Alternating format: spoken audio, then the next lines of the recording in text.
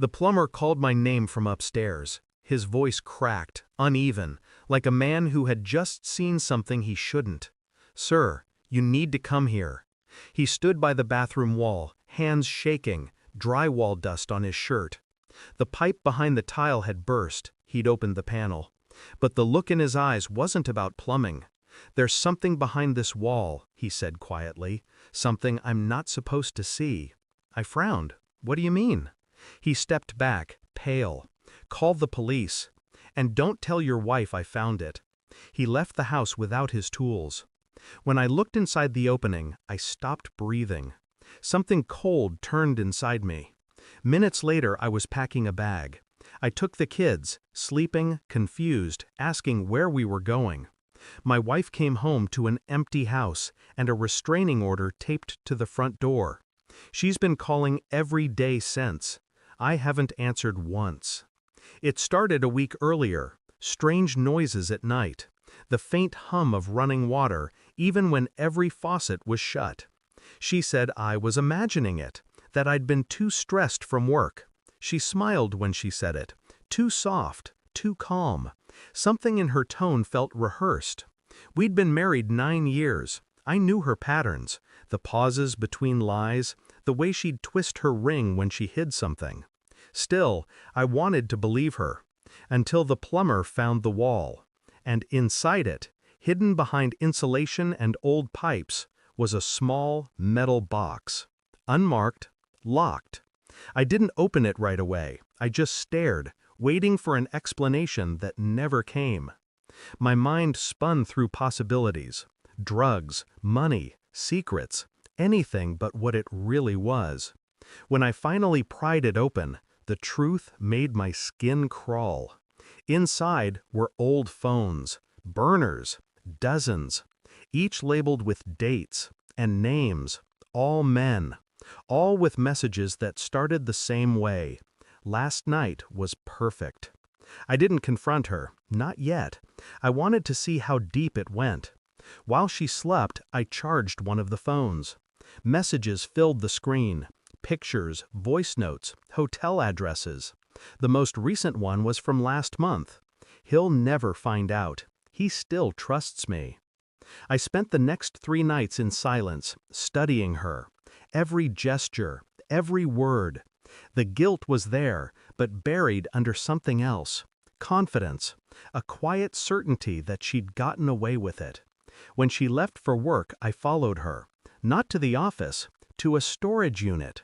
She stayed there 2 hours. When she came out, she looked lighter, like she'd just dropped off a piece of herself she didn't want to carry anymore.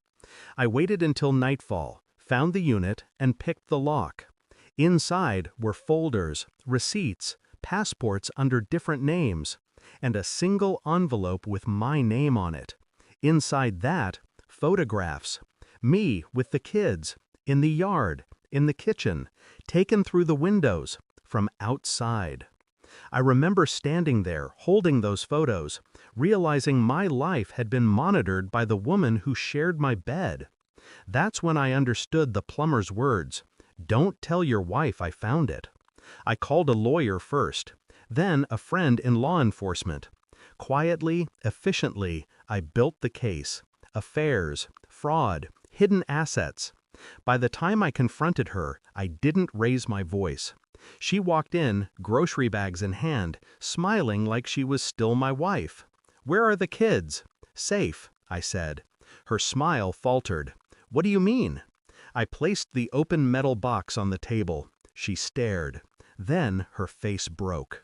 "Where did you—" "I told you not to lie." She tried to speak, but the words tangled in her throat. Then tears. Then denial.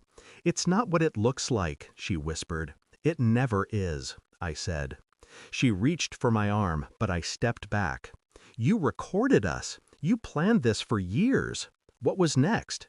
Take the house? The kids?" She didn't answer. She didn't need to.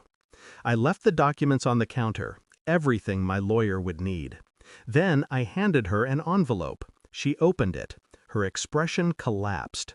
Restraining order, full custody motion, financial freeze, all of it, signed and filed. "You can call whoever you want," I said, "just not me." She whispered something, my name maybe, or a plea, but I was already walking out the door. The last sound I heard was the faint thud of her knees hitting the floor. It's been 3 months. The house is sold. The kids sleep peacefully now. She still calls. Same time every night. Different number every week. I never answer. I keep the metal box locked in a drawer, a reminder of what truth costs when you dig deep enough. Sometimes I replay that day in my head, the moment the plumber looked at me, afraid to speak. He wasn't afraid of what he found. He was afraid of what I'd do after seeing it. He was right to be, because the moment I opened that wall, my marriage ended, and the man she knew was buried behind it. Thanks for watching. Don't forget to like, share, and comment. Subscribe now to Cheating Stories Insight World for more amazing stories.